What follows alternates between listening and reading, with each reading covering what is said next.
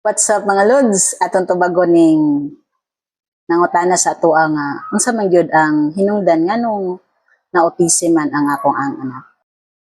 Unsa man day hinungdan nganong nahimo mang autism ang akong ang bata? Mao ni siya ang rason.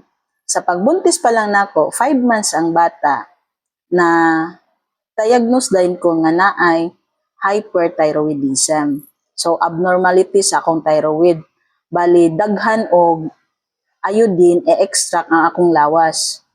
So ang nahitabuan na nag-maintain ko og tambal para sa ako ang hyperthyroidism, and then bisag unsaon di ay mao toy nakita namo nga cause nga nakaapekto gyud sa pagdevelop gyud sa bata.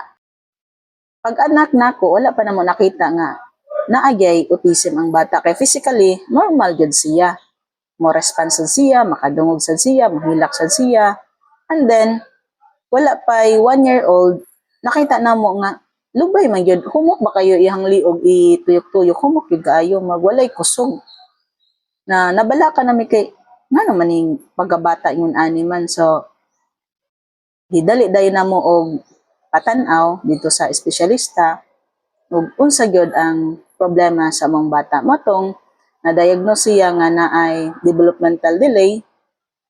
And then, after ana, kay dili pa man siya kalakaw, agi pa physical therapy na mo para ang bata makalakaw. Salamat sa pagtanaw mga lods. Sunod, atong i-upload. Unsa nga natong buhaton kung ang atong bata isa sa mga autism na pagkabata.